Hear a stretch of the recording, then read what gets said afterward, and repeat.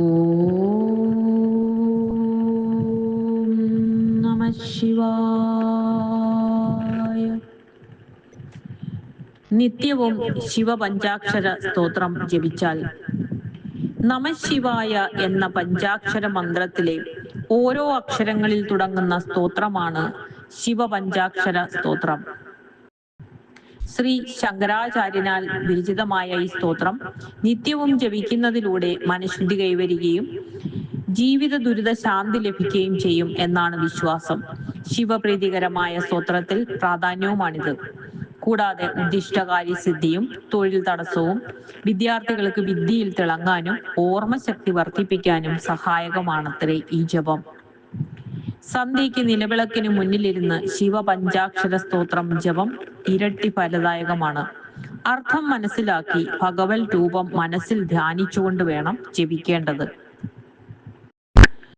നാഗേന്ദ്രഹാരായ ത്രിലോചനായ ഭസ്മാംഗരായ മഹേശ്വരായ നിത്യായ ശുദ്ധായ ദിഗംബരായ തസ്മൈ നകാരായ നമഃ ശിവായ.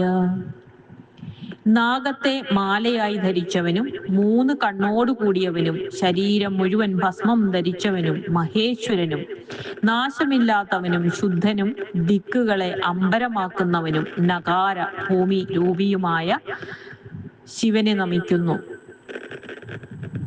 മന്ദാകിനി സലില ചന്ദന ചർച്ചിതായ നന്ദീശ്വര പ്രഥമനാഥ മഹേശ്വരായ മന്ദാര പുഷ്പ ബഹുപുഷ്പ സുപൂജിതായ തസ്മൈ മകാരായ നമഃ ശിവായ.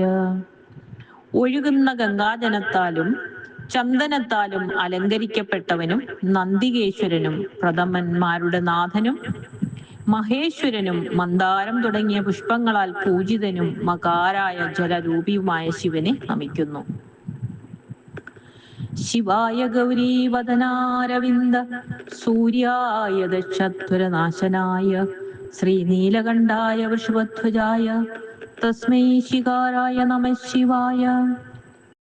മംഗളരൂപനും പാർവതീദേവിയുടെ മുഖമാകുന്ന താമരയ്ക്ക് സൂര്യനായവനും ദക്ഷയാഗം മുടക്കിയവനും ഐശ്വര്യനുമായ നീലകണ്ഠത്തോടു കൂടിയവനും വൃഷഭത്തെയും കൊടിയടയാളമാക്കിയവനും ശികാര അഗ്നിരൂപിയുമായ ശിവനെ നമിക്കുന്നു.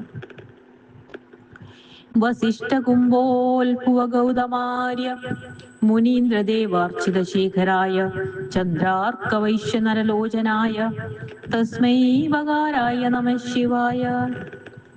വസിഷ്ഠൻ, അഗസ്ത്യൻ, ഗൗതമൻ എന്നീ മുനിമാരാലും ദേവന്മാരാലും പൂജിക്കപ്പെടുന്നവനും ചന്ദ്രൻ, സൂര്യൻ, അഗ്നി എന്നിങ്ങനെ 3 കണ്ണുകളോട് കൂടിയവനും വകാര വായുരൂപിയുമായ ശിവനെ നമിക്കുന്നു. യക്ഷസ്വരൂപായ ജടാധരായ പിനാകഹസ്തായ സനാതനായ ദിവ്യായ ദേവായ ദിഗംബരായ തസ്മൈ യകാരായ നമഃ ശിവായ. യക്ഷസ്വരൂപത്തെ ധരിച്ചിരിക്കുന്ന ജടയോടു കൂടിയവനും പിനാകം കൈകളിലേന്തിയവനും സനാതനുമായവനും ദിവ്യനും ദേവനും ദിഗംബരനും യകാര ആകാശ രൂപിയുമായ ശിവനെ നമിക്കുന്നു. ഓം നമഃ ശിവായ.